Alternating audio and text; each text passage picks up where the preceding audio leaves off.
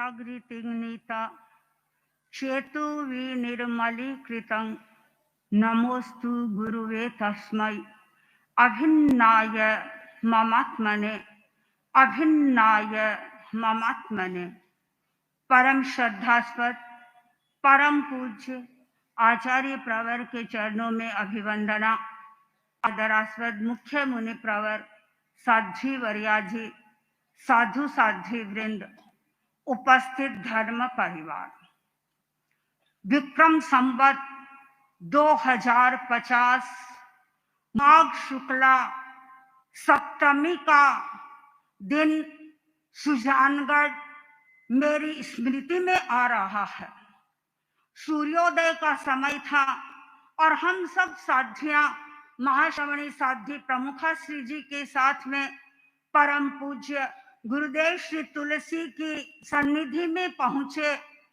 वंदना की जानकारी प्राप्त हुई कि आज युवाचार्य महाप्रज्ञ जी का 16वां चयन दिवस है।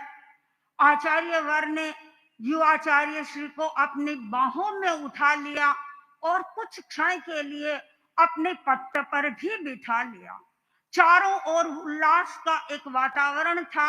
हम साध्वियां उस दृश्य को देख रही थी।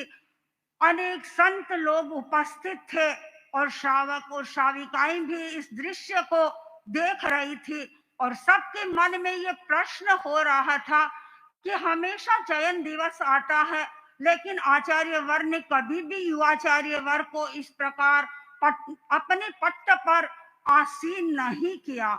अनेक प्रकार के प्रश्न मन में उपस्थित हो रहे थे। मध्याह्न के समय जब लोहिया स्टेडियम में कार्यक्रम आयोजित हुआ और उस कार्यक्रम को देखा तो उस प्रश्न को विराम मिल गया। परम पूज्य गुरुदेव श्री तुलसी ने अपने वक्तव्य में, अपने प्रवचन में फरमाया, युवाचार्य श्री के लिए उठो महाप्रज्ञ जी। और जैसे ही ये निर्देश मिला, युवाचार्य महाप्रज्ञ जी बद्धांजलि खड़े हो गए और आचार्य प्रवर ने प्रसन्न मुद्रा में कहा, मैं कहता हूं, अनेक बार कहता हूं, तुम अपने दायित्व को संभालो, तुम अपनी व्यवस्था को संभालो, किंतु उसका कोई रूप सामने नहीं आ रहा है। और बस अब मैं ये सोच रहा हूं कि अब मैं तुम्हें आचार्य पद का सारा भार सौंप रहा हूं और हस्तांतरित कर रहा हूं। और जैसे ही लोगों ने सुना, देखने वाले सारे लोग अवाक से रह गए। और गुरुदेव ने आगे फरमाया कि तेरा पंथ धर्म संघ में आचार्य भिक्षु और भारमल जी का साहचर्य रहा।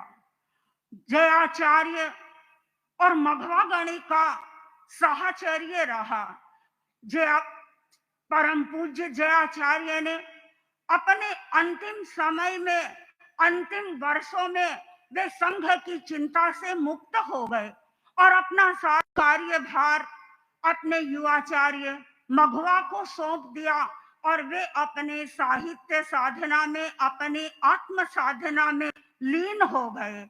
और गुरुदेव ने फरमाया कि मुझे तुम्हें युवाचार्य बनाए हुए 15 वर्ष पूरे हो रहे हैं और अब भी मैं सारा कार्य संभाल रहा हूं। अब मैं चाहता हूं कि मैं मेरा समय साधना में लगाऊं और मानव जाति के उत्थान में लगाऊं। और इसके साथ साथ में एक और महत्वपूर्ण बात परम पूज्य गुरुदेव श्री ने उस दिन फरमाई। गुरुदेव ने फरमाया कि तेरा पंथ की हमारी समूची परंपरा में अब तक के आचार्यों ने अपने उत्तराधिकारी की नियुक्ति की है, अपने युवाचार्य को बनाया है, किंतु कोई भी आचार्य ऐसा नहीं है जिस आचार्य ने अपने युवाचार्य को आचार्य के रूप में देखा है। किंतु मैं चाहता हूं कि मैं अपने युवाचार्य को आचार्य के रूप में देखूं और इसलिए अब मैं सारी जो व्यवस्थाएं हैं आचार्य पद की वह तुम्हें सौंप रहा हूं और अब से तुम्हें ये सारा कार्य संचालित करना है। यू आचार्य महाप्रज्ञ जी अब तेरा पंथ धर्म संघ के आचार्य बन गए और उन्होंने भी गुरुदेव श्री तुलसी को गणाधिपति गुरुदेव संबोधन से संबोधित किया। चारों ओर वातावरण में प्रसन्नता थी और इस कार्य की गुरुदेव श्री तुलसी का विसर्जन और एक नया इतिहास का सृजन लोगों में सकारात्मक प्रतिक्रिया पैदा कर रहा था। अनेक लोगों ने कहा कि ये कार्य कोई शक्तिधर पुरुष ही कर सकता है और चंदनमल जी वैद्य जैसे व्यक्ति ने कहा कि इस तरह इतने बड़े पद का त्याग करना कोई सामान्य बात नहीं है।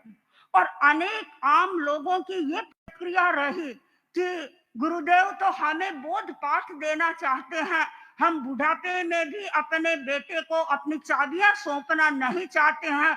और युवा आचार्य श्री तुलसी ने तो अपने पूरे पद का ही समर्पण कर दिया, अपना पूरा पद ही अपने युवाचार्य को सौंप दिया। सचमुच में परम पूज्य गणाधिपति गुरुदेव ने जो कार्य किया, जो विसर्जन का एक महत्वपूर्ण इतिहास बनाया, उस कार्य से वे स्वयं प्रसन्न थे। और सुजानगढ़ में ये कार्य हुआ और उसके बाद में गुरुदेव श्री तुलसी जयपुर पधारे। जयपुर में चूंकि उस समय गुरुदेव का स्वास्थ्य बहुत ही अनुकूल नहीं था, तो आचार्य महाप्रज्ञ जी को बनी पार्क में प्रवास करने के लिए कहा और स्वयं ग्रीन पार्क पधार गए।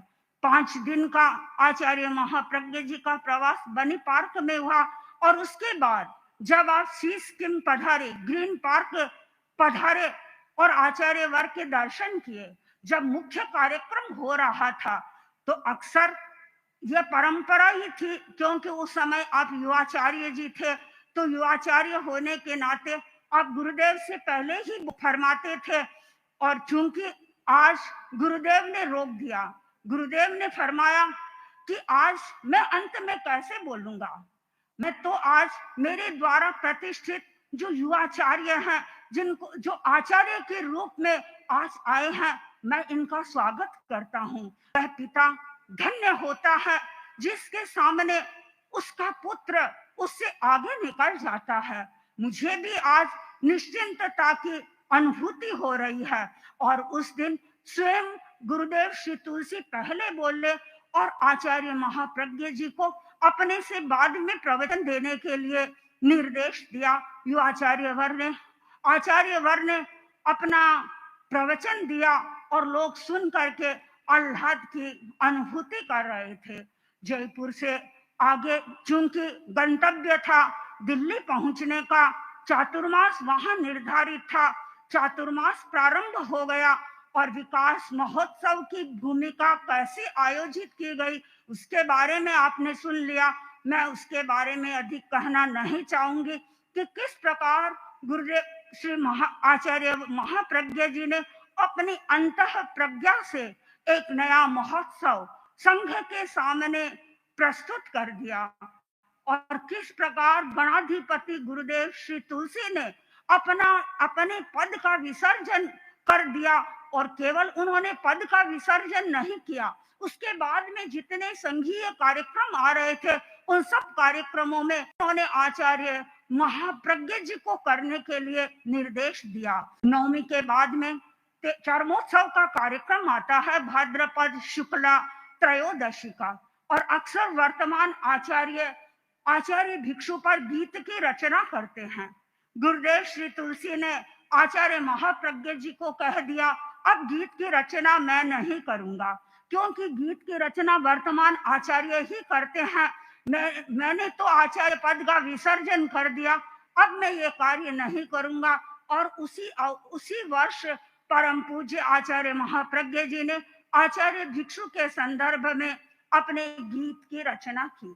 और आगे चले, जब गुरुदेव श्री तुलसी का जन्मोत्सव आया, हमारे संघ में परंपरा है कि आचार्य का जो जन्मोत्सव होता है वह हम सब के लिए उल्लास का विषय बनता है और हम सब उसको मनाते हैं। गुरुदेव तुलसी ने कह दिया कि अब मेरा जन्मोत्सव मनाने की कोई प्रासंगिकता नहीं है, मुझे मेरा जन्मोत्सव नहीं मनाना है। आप देखिए किस प्रकार एक व्यक्ति कैसे निष्क्रिय हो जाता है। ऐसे लगता है मानो सांप ने केंचुली को छोड़ दिया और वह केंचुली की ओर उन्मुख होकर के भी नहीं देखता है। ऐसे ही गणाधिपति गुरुदेव श्री तुलसी ने अपने आचार्य पद का विसर्जन कर दिया और केवल विसर्जन ही नहीं किया, उसे यथार्थ में उन्होंने परिणत करके भी दिखाया। और जन्मोत्सव का संदर्भ आया तो गुरुदेव ने स्पष्ट कह दिया कि मेरा जन्मोत्सव नहीं मनाया जाएगा। पर आचार्य महाप्रज्ञ जी इस बात को स्वीकार करने वाले नहीं थे। वे हमेशा ये चाहते थे कि गुरुदेव का इतिहास वे चाहते थे कि गुरुदेव का महनीय व्यक्तित्व जनता के सामने आता रहे और उन्होंने इस जन्म दिवस को अनुरुद्ध दिवस के मनाने के रूप में गुरुदेव से प्रार्थना की, निवेदन किया और गुरुदेव ने उनकी बात को स्वीकार किया और कार्तिक शुक्ला द्वितीया को अनुरुद्ध दिवस के रूप में उसी समय से मनाया जाने लगा। और आज भी हम परम पूज्य आचार्य वर्ग की सन्निधि में अनुरुद्ध दिवस को मना रहे हैं। तो इन सब घटनाओं के परिप्रेक्ष्य में जब हम गुरुदेव श्री तुलसी के जीवन को देखते हैं तो ऐसा लगता है कि सचमुच में उन्होंने पद की अनासक्ति का प्रयोग किया था, अपने पद का विसर्जन किया था और एक नए इतिहास का सृजन हमारे धर्म संघ में किया था।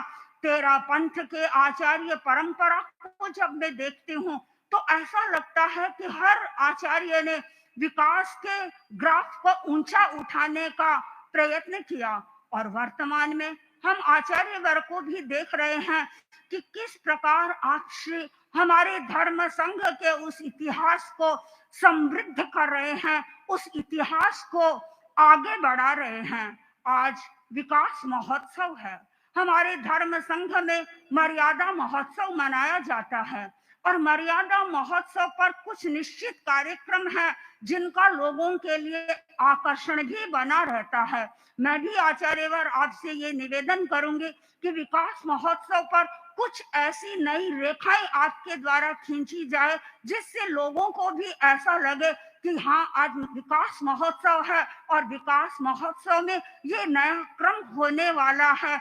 विकास के इस पुरोधा के चरणों में प्रणाम करते हुए मैं अपने वक्तव्य को विराम दे रही हूँ। ओम